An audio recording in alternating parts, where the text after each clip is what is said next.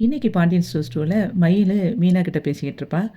வக்கீல் தான் கூப்பிட்டுருந்தாரு. அடுத்த வாரம் எனக்கு அந்த விவாகரத்து கேஸ் கோர்ட்டில் நடக்குது. அதனால என்னைய வந்து வர சொல்லியிருக்காரு அப்படின்னு அவ சொல்லுவா. அதுக்கு மீனா சொல்லுவா, "ஏக்கா இதுதானே உங்களுக்கு கடைசி ஹியரிங்" அப்படின்னு சொல்லி சொல்லும்போது, "ஆமாம் மீனா, எனக்கு அடுத்த வாரத்தோட அந்த வீட்டுக்கும் எனக்கும் எல்லாம் பந்தம் முடியுது" அப்படின்னு சொல்லி சொல்லுவா. அப்போ மீனா சொல்லுவா, "ஏன்க்கா அப்படி சொல்றீங்க? உங்க குழந்தை இருக்குல்ல, அதனால நம்மளோட ரிலேஷன்ஷிப் கடைசி வரைக்கும் தொடர்ந்துகிட்டு தான் இருக்கும்" அப்படின்னு சொல்லி சொல்லுவா. "அப்படிலாம் இருக்க முடியாது. குழந்தைக்கும் அவங்களுக்கும் வேணா இருக்கும். ஆனா என்னோட இது வந்து முடிஞ்சிருச்சுல" அப்படின்னு அவ பேசிட்டு இருப்பா. "சரிக்கா கவலைப்படாதீங்க. எல்லாம் நல்லபடியா நடக்கும்" அப்படின்னு சொல்லிட்டு இருக்கும்போதே, மயிலு சொல்லுவா, "சரி மீனா, இது கேஸ் முடியிற வரைக்கும் இப்ப வந்துகிட்டு இருக்கேன். முடிஞ்ச பிறகு என்னை பார்க்க வருவியா இல்லையா?" அப்படின்னு சொல்லி கேட்பா. "அக்கா என்னக்கா இப்படி சொல்றீங்க? என்ன நடந்தாலும் உங்கள நான் கடைசி வரைக்கும் பார்க்க வருவேன். பாப்பாவையும் பார்க்க வருவேன்" அப்படின்னு சொல்லி அவ சொல்லிட்டு இருப்பா. அப்படி சொன்ன உடனே மயிலு வந்து அப்படியே ஹேப்பியா சிரிச்சுட்டு இருப்பா. ராஜி அவங்க வீட்டுக்கு போவா. அப்போ அவங்க அப்பா, "என்னம்மா நல்லா இருக்கியா?" அப்படின்னு சொல்லி கேட்பாரு. நல்லா இருக்கேன்ப்பா. நீங்க எல்லாம் நல்லா இருக்கீங்களான்னு?" அப்படின்னு விசாரிச்சு பேசிட்டு இருக்கும்போது, அவங்க சித்தி அங்கேருந்து வருவா. வந்த உடனே சொல்லுவா, "ராஜி என்ன உங்க வீட்ல ஏதோ பிரச்சனையாமே?" அப்படின்னு சொல்லி கேட்பா. "என்ன பிரச்சனை?" அப்படின்னு அவ கேட்பா ராஜி. அதுக்கு அவங்க சித்தி சொல்லுவா, "இல்ல உங்க வீட்ல வந்து உங்க மாமா வந்து ஏதோ பணம் செந்தில்ட்ட கேட்டதாவும், அதுக்கப்புறம் கதிர்கிட்ட ஏதோ பணம் குடுக்கலைன்னு உங்க செந்தில் தம்பி சொன்ன மாரி ஏதோ பிரச்சனை நடந்துச்சுன்னு சொன்னாங்களே!" அப்படின்னோனே, அப்போ அவ சொல்லுவா, "இல்ல பிரச்சனை ஃபர்ஸ்ட்டு வந்துச்சு. ஆனா அது இப்ப சால்வ் ஆயிட்டு. நான் அதனால மாமா கிட்ட பேசாம இருந்தேன். இப்ப வந்து நான் பேசிட்டேன் செந்தில் மாமா கிட்ட" அப்படின்னு அவ சொல்லிட்டு இருப்பா. அப்போ அவங்க அப்பா கேட்பாரு, "என்ன பிரச்சனை?" அப்படின்னு கேட்பாரு. "இல்லப்பா ஒண்ணும் இல்ல. பிரச்சனைலாம் இல்ல" அப்படின்னு அவ சொல்லிட்டு இருப்பா. அப்போ திரும்பி அவர் கேட்பாரு. கேட்ட உடனே அவ சொல்லுவா, "இல்ல ரூ. 10,00,000 அந்த இத கேட்டதுனால இன்னும் குடுக்கலைல. அத வச்சு தான் ஒரு ப்ராப்ளம் வந்துச்சு. மத்தபடி சரியாயிருச்சு" அப்படின்னு அவ சொல்லும்போது, ராஜியோட அப்பா சொல்லுவாரு, "இதுக்கு தான் நான் சொன்னேன். அன்னைக்கே நான் ரூபா குடுக்குறேன். நீ அவர்ட்ட குடுத்துரு" அப்படின்னு. "நீ தான் கேட்கவே இல்ல. இப்பவும் நான் சொல்றேன். நான் ரூ. 10,00,000 தாரேன். அத கொண்டு உங்க மாமாட்ட குடுத்துரு" அப்படின்னு சொல்லி சொல்லுவா. "இல்லப்பா நாங்களே பார்த்துக்குறோம். அதெல்லாம் ஒண்ணும் பிரச்சனை இல்லன்னோனே." "இங்க பாரும்மா, நீ அத பத்திலாம் யோசிக்காத. வாங்கிக்கோ எங்ககிட்ட இருந்து பணத்த. வாங்கி குடுன்னோனே." "கதிர்லாம் வாங்க மாட்டான்ப்பா" அப்படின்னோனே, "நீ போய் கதிர்ட்ட பேசு" அப்படின்னு சொல்லி சொல்லுவாரு. "இல்லப்பா அவரு எப்படினாலும் அவரு வேண்டான்னு தான் சொல்லுவாரு" அப்படின்போது, "நீ பேசு. அவன் ஓகே சொன்னா நான் பணத்த தாரேன். அதுக்கப்புறம் வாங்கி குடு" அப்படின்னோனே, "சரிப்பா நான் பேசுறேன்னு" சொல்லிட்டு அவ போயிருவா. பாண்டியன் கடையில சரவணனும், பாண்டியனும் உட்காந்துருப்பாங்க. அப்ப பாண்டியன் சரவணன்ட்ட சொல்லுவான், "இங்க பாருடா, நான் வந்து கார்த்திகேயன வர சொல்லியிருக்கேன்" அப்படின்னோனே, "என்னப்பா?" அப்படின்னோனே, "இல்ல நீங்க எல்லாம் விசாரிச்சு சொன்ன வரைக்கும் கேட்டாச்சு.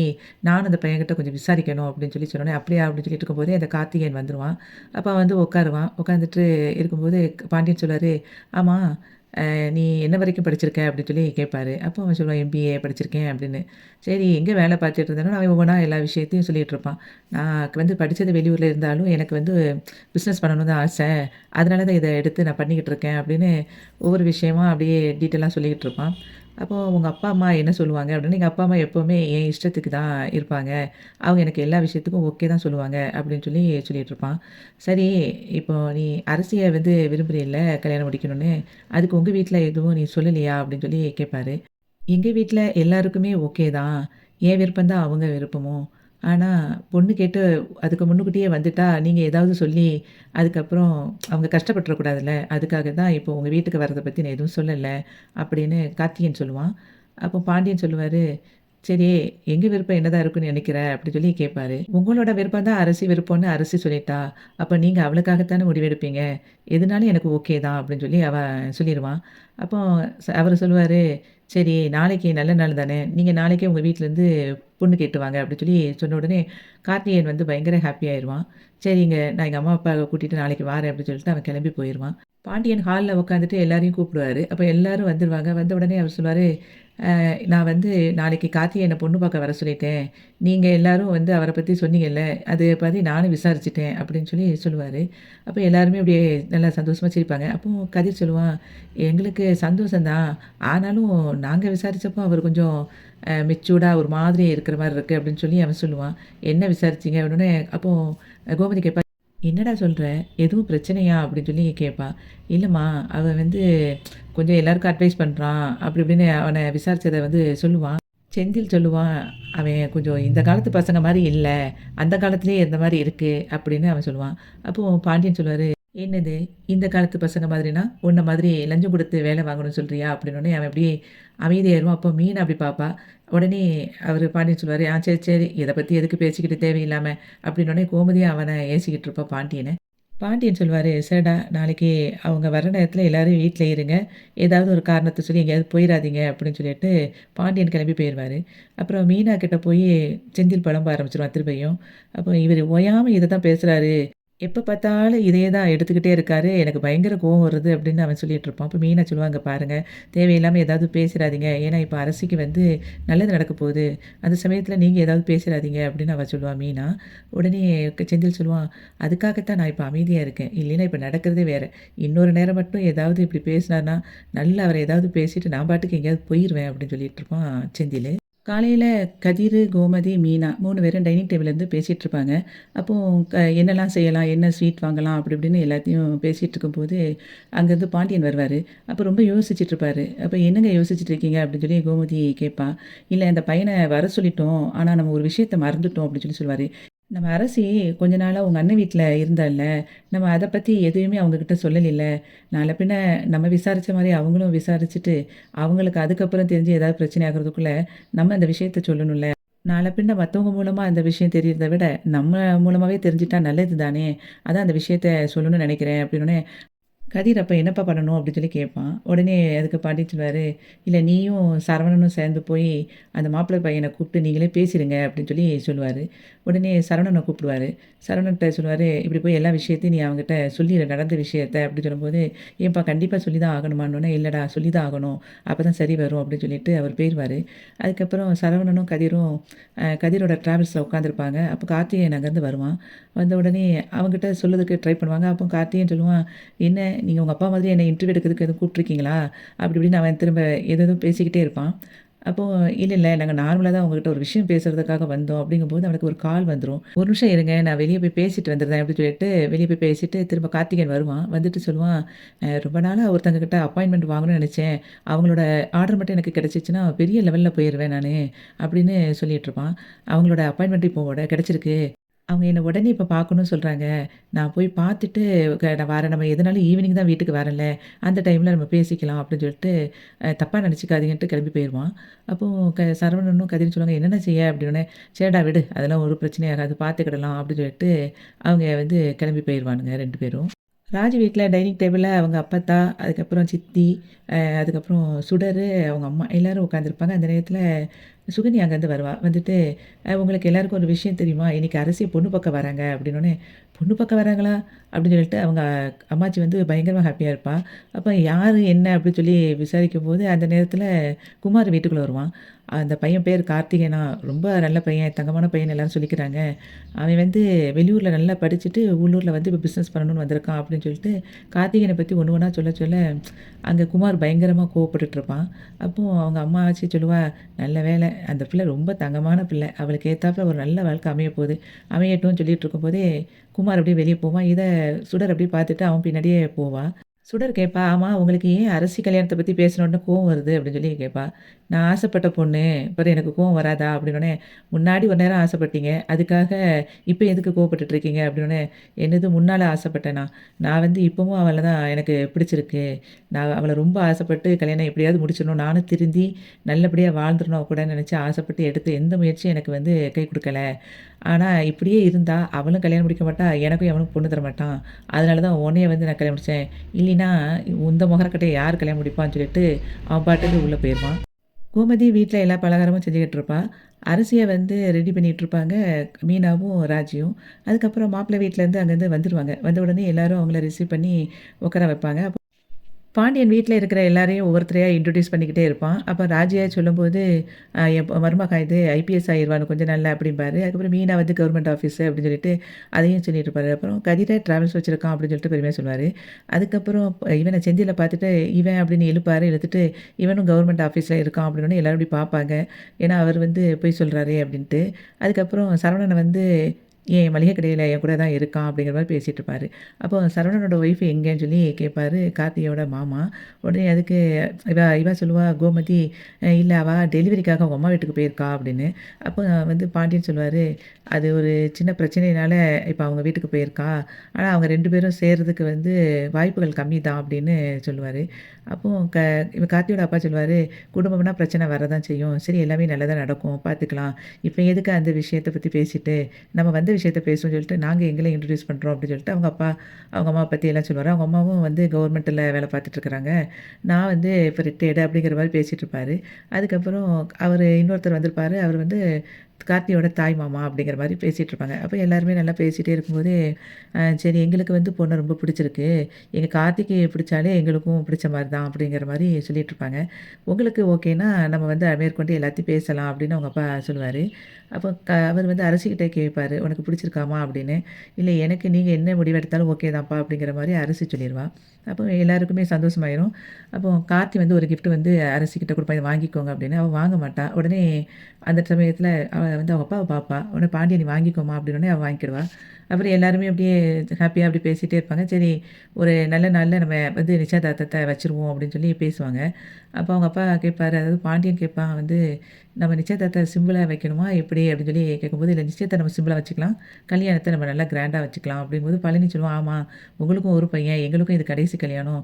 ஜாம் ஜாம்னு வைக்கணும்ல அப்படின்னு சொல்லி பேசிட்டு, சரி நாங்கள் கிளம்புறோம் அப்படின்னு சொல்லிட்டு அவங்க எல்லாரும் கிளம்பி போவாங்க.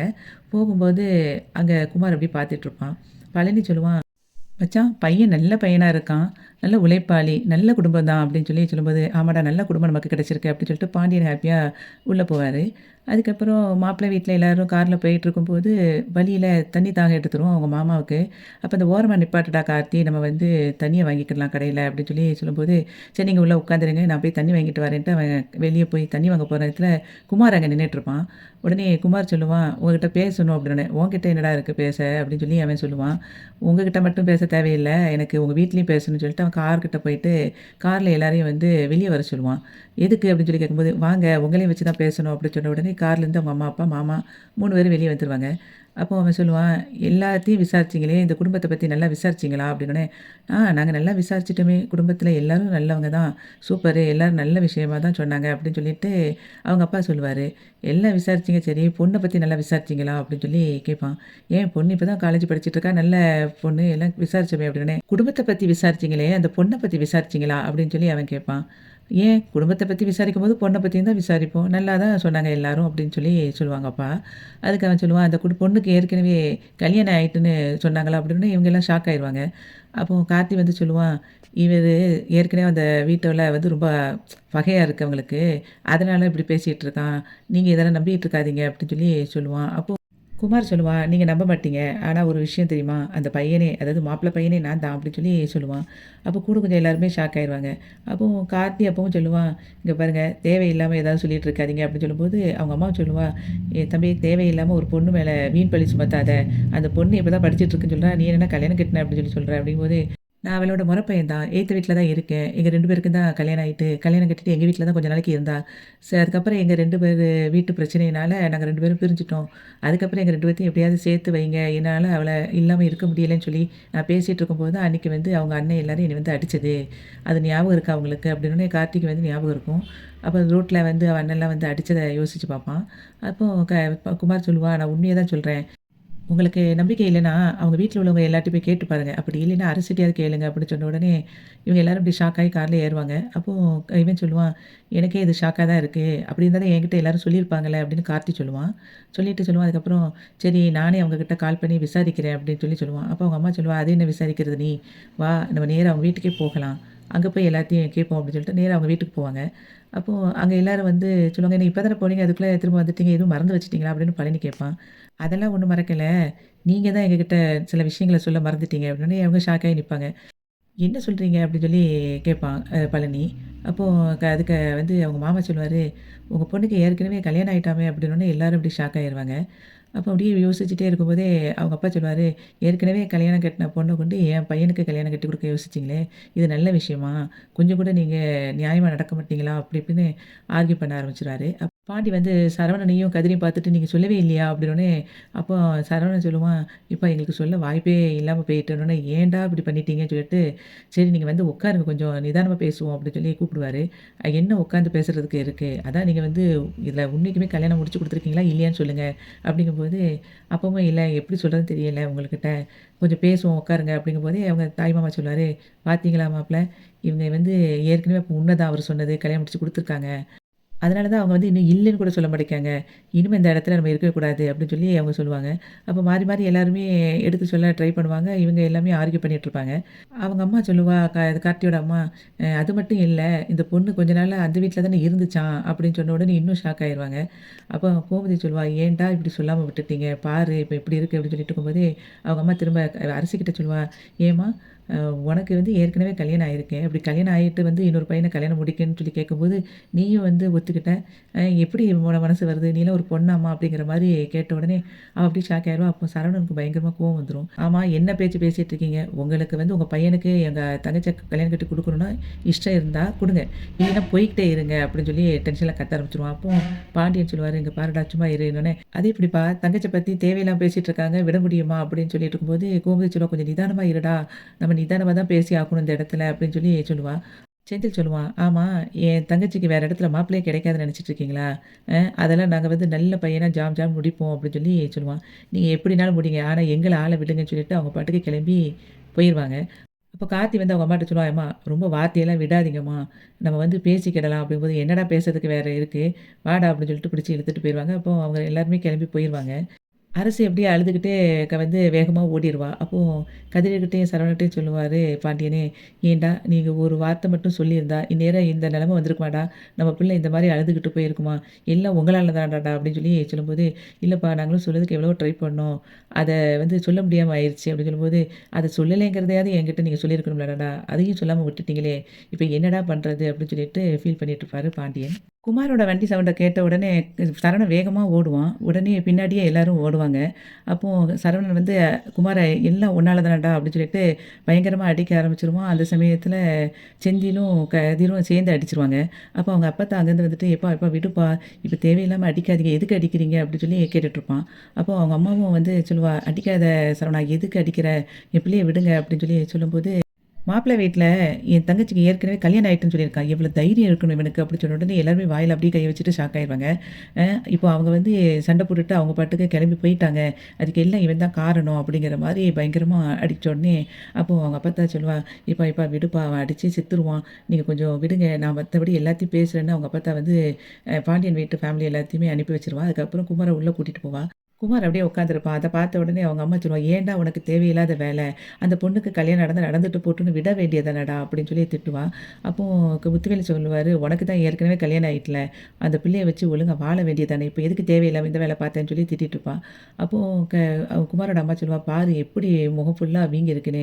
வெந்நீ வச்சு ஒத்தடம் குடுக்கட்டா?" அப்படின்னு சொல்லி கேட்பா. அப்போ அவங்க அப்பத்தா சொல்லுவா, "ஆமா, வெந்நீய கொண்டு மூஞ்சில ஊத்து. எப்படி பேசுறா பாரு.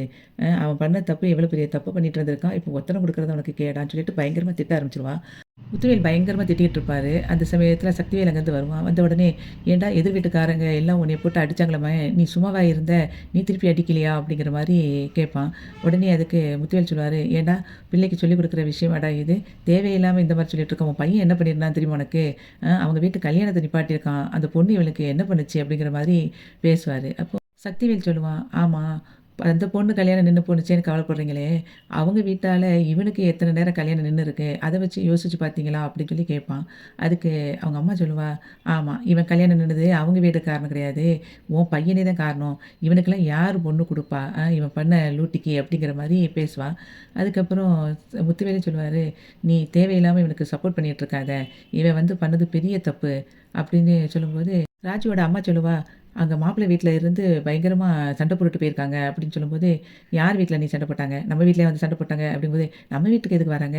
அவங்க வீட்ல தான் சண்டை போட்டாங்க" அப்படிங்கும்போது, "அவங்க வீட்ல சண்டை போட்டா நமக்கு என்னென்ன பிரச்சனை? நீங்க எதுக்கு இப்போ வந்து அத பெருசா விஷயமா பேசுறீங்க? கொஞ்ச நாளைக்கு முன்னாடி வரைக்கும் அவங்க வீட்ல சண்டை நடந்தா நீங்க சந்தோஷம் தானே படுவீங்க" அப்படின்னு சொல்லி முத்துவேல பார்த்து சொல்லுவான். உடனே அதுக்கு ராஜுவோட அம்மா சொல்லுவா, "என்ன தம்பி இப்படி பேசுறீங்க?" அப்படின்னோனே, "உங்க அண்ணன்லாம் அப்படிலாம் யோசிக்க மாட்டாங்க" அப்படின்னு சொல்லி சொல்லுவான். "அப்படிலாம் இல்ல நீ. எனக்கு தெரியும். எங்க அண்ணனும் நானும் அவங்க வீட்ல நடக்கிற பிரச்சனைய நாங்க எவ்வளோ சந்தோஷப்பட்டுருக்கோம் அப்படின்னு. உங்களுக்கு தெரியாதுன்னு" அப்படியே முழிப்பா. ஆனா அண்ணன் இப்ப தான் கொஞ்ச நாளா வந்து கதிர மேல பாசம் வந்துருச்சுல்ல. அதனால இப்ப அந்த வீட்டோட ரொம்ப ஒட்டி உறவாடிக்கிட்டு இருக்காங்க. எங்களலாம் வந்து, அதாவது எங்க குடும்பத்து மேல தான் அக்கறையே இல்ல அப்படின்னு சொல்லி ஃபீல் பண்ணுவான் சக்திவேலு. உடனே அதுக்கு முத்துவேல் சொல்லுவாரு, "ஆமாடா, உன் பையன் மேலே எனக்கு அக்கறையே கிடையாதுதான். இப்போ அதுக்கு என்ன செய்யணுங்கிற அப்படின்னு சொல்லிட்டு அப்படியே முட்டிட்டு சண்டை போட போவான் சக்திவேல் கிட்ட. அப்போ அவங்க அம்மா பிடிச்சு இழுத்துருவா. இழுத்து வச்சுட்டு இருக்கும்போதே அங்கேருந்து கோமதி, "ஏய் சக்திவேல் அண்ணா வெளியே வா" அப்படின்னு சொல்லி கூப்பிடுவா. அப்போ ஐயோ! கோமதி தான் வந்திருக்கா அப்படிங்கும்போது ராஜுவோட அம்மா சொல்லுவா, "தம்பி கொஞ்சம் பார்த்து பேசுங்க, சண்டை கிண்டை போட்டுறாதீங்க" அப்படின்னு சொல்லி சொல்லுவா. அது எப்படி நீ விட முடியும்? என்கிட்ட சண்டை போடணும்னு வந்தா நான் கண்டிப்பா சண்டை போட்டு தான் ஆவேன் அப்படின்னு சொல்லிட்டு அவன் வெளியே போய் நிப்பான். அப்போ பாண்டியன் வந்து சொல்லுவாரு, "ஏய்யா உனக்கு நாங்க என்ன பண்ணணும்? ஏன் இப்படி எங்க வாழ்க்கையில வந்து விளையாடுற?" அப்படின்னு சொல்லி கேட்பான். "நீ என் பையன ஏன்டா அடிச்ச?" அப்படிங்கிற மாதிரி அவன் திரும்ப சண்டை போடுவான் சக்திவேலு. அப்போ வந்து கோமதி சொல்லுவா, என் பொண்ண வாழ்க்கைய வந்து கெடுக்கிறதுக்காக மாப்பிள்ளை வீட்லலாம் இப்படி பேசியிருக்கான். அன்னைக்கே அவள கடத்தும்போதே நாங்க வந்து போலீஸ்ல கம்ப்ளைண்ட் பண்ணி முட்டிக்கு முட்டி தட்ட வச்சிருக்கணும். அதுதான் நாங்க பண்ணது தப்பு. இவன கம்ப்ளைண்ட் பண்ணாதது" அப்படின்னு கோமதி சொல்லுவா. சக்திவேல் சொல்லுவான், "என்னது? என் பையன வந்து கம்ப்ளைண்ட் பண்ணுவீங்களா? நீ வந்து உன் வீட்ல இருக்கிற பசங்க எல்லாத்தையும் என் பையன அடிக்க ஏவனதுக்கு, உன் பசங்கள விட கைய கால உடைக்காம நான் வந்து விடமாட்டேன். அப்படின்னு என்ன பண்ணுவ?" அப்படின்னு சொல்லி பாண்டியன் கேட்பான். "உன் பையனோட கைய வந்து கண்ட துண்டமா வெட்டி போடுவேன்" அப்படின்னு சொல்லி சொல்லுவான். "அப்படியா? என் பையன நீ வந்து வெட்டிருவியா? அந்த பசங்க ஏதாவது பண்ணணும்னா என்ன தாண்டி தான்டா நீ பண்ணணும். எங்க? போய் பார்ப்போம்" அப்படின்னு சொல்லிட்டு கேட்பாரு பாண்டியன். அரசி, மீனா, ராஜி 3 பேரும் உட்காந்துருப்பாங்க. அப்போ கோமதி உள்ள போயிட்டு அரசிய சமாதானப்படுத்துவா. அப்போ அரசி வந்து சொல்லுவா, "எனக்கு மட்டும் ஏன் இப்படி நடக்குதுன்னு எனக்கு தெரியல. எனக்கு ரொம்ப கஷ்டமா இருக்கு." அப்படிங்கும்போது, "உன் நல்ல மனசுக்கு ஒண்ணும் நடக்காது. நீ கவலைப்படாத." அப்படின்னு அவங்க அம்மா சொல்லிட்டுருப்பா. அப்போ மீனா கேட்பா, நான் ஒரு விஷயம் உன்ட்ட கேட்குறேன். நீ வந்து கார்த்திகேயன்ட்ட நல்லா பேசியிருக்கேல்ல. அப்போ அவன்கிட்ட இந்த விஷயத்த பத்தி எதுவும் சொல்லலையா?" அப்படின்னு சொல்லி கேட்பா. "நான் இத பத்தி ஒண்ணுமே நான் பேசல." அப்படின்னு சொல்லி அவ சொல்லுவா. அப்போ ராஜி சொல்லுவா, "நீ கண்டிப்பா சொல்லியிருக்கணும்ல அரசி. நான் உன்ன தப்பாலாம் சொல்லல. ஆனா பேசியிருக்கீங்கல்ல, அப்ப சொல்லணும்." அப்படிங்கும்போது, நான் அந்த அளவுக்குலாம் அவர்ட்டலாம் பேசல. ஒரு நேரம் கடையில வந்து ஜாமான் போடுறதுக்காக என்ட்ட பேசினாரு. அதுக்கப்புறம் 2, 3 நேரம் நான் பார்த்துருக்கேன். அவ்வளதான். அந்த சமயத்திலுமே அந்த குமரவேல வந்து நின்றுவான் அப்படின்னோனே, அப்போ கோமதி கேட்பா, "என்னது இந்த விஷயம்லாம் எனக்கு தெரியவே தெரியாதே!" அப்படின்னோனே, "இல்ல அந்த சமயத்தில ஏதாவது அவன் வந்து பேசுவான். அப்போ நான் வந்து லைட்டா அவர்ட்ட சொல்லியிருக்கேன் அவ்வளதான். ஆனா அவர் வந்து இப்படி திடுதிடுப்புன்னு என்னைய கல்யாணம்லாம் முடிப்பாருன்னு நான் நெனச்சு கூட பார்க்கல. ஆனா அவர்கிட்ட நான் மறைக்கணும்னு நெனைக்கவும் இல்ல. நான் கண்டிப்பா அவர்ட்ட நான் சொல்லியிருப்பேன்." அப்படின்னு சொல்லி அவ சொல்லிட்டுருப்பா. "சரி விடு அத பத்திலாம் ரொம்ப யோசிக்காத" அப்படின்னு சொல்லிட்டு மீனா, கதிரு, பழனி, சரவணன், செந்தில் 4 பேரும் பேசிட்டு இருப்பாங்க. அவங்க கிட்ட சொல்லுவா, நீங்க வந்து கொஞ்சம் இவர அரசிய சமாதானப்படுத்துங்க. அவ ரொம்ப அப்செட்டா இருக்கா." அப்படின்னோனே இவங்க எல்லாரும் அங்க போவாங்க. அங்க போயிட்டு அவள வந்து ஒண்ணு ஒண்ணா சொல்லி அதுக்கப்புறம் அவள வந்து சிரிக்க வச்சுருவாங்க 4 பேரும். கார்த்திகேயன் அரசிக்கு கால் பண்ணுவான். அப்போ அரசி எடுத்துட்டு பேசும்போது கார்த்திகேயன் சொல்லுவான், "நீங்க வந்து எவ்வளோ பெரிய விஷயத்த என்ட்ட மறைச்சிட்டீங்க பார்த்தீங்களா?" அப்படின்னோனே, "இல்லைங்க நான் உங்ககிட்டலாம் மறைக்கணும்னு கிடையாது." அப்படிங்கிற மாதிரி அவ பேசுவா. "இல்லைங்க நான் எத்தன நேரம் உங்ககிட்ட பேசியிருக்கேன். நீங்க குமார கூட என்ட்ட காட்டும்போது ஏதோ ரிலேஷன் அப்படிங்கிற மாரி தான் பேசுனீங்க. நீங்க அந்த சமயத்தில என்ட்ட சொல்லியிருந்திருக்கலாம்." அப்படிங்கும்போது, "நான் அதெல்லாம் யோசிக்கவே இல்லைங்க." அப்படின்னு சொல்லி அவ சொல்லுவா. "நீங்களே என்கிட்ட சொல்லியிருந்தா இந்த பிரச்சனையே வந்திருக்காது. ஆனாலும் பார்த்தீங்கன்னா, உங்ககிட்ட நான் இப்ப பேசுறேன். எனக்கு எதுக்கு பேசுறேன்னு எனக்கு தெரியல. எனக்கு என்ன சொல்லனே தெரியல. ஃபோன வச்சுருந்தேன்." அப்படின்னு சொல்லிட்டு ஃபோன வச்சுருவான். ட்ராவல்ஸ்ல வச்சு கதிரு, செந்திலு, பழனி 3 பேரும் பேசுவாங்க கார்த்திகேயன் கிட்ட. அப்போ பழனி சொல்லுவான், "அரசிக்கு நடந்தது கல்யாணமே கிடையாது." அப்படின்னு சொல்லிட்டு நடந்த விஷயம் எல்லாத்தையும் சொல்லுவான்.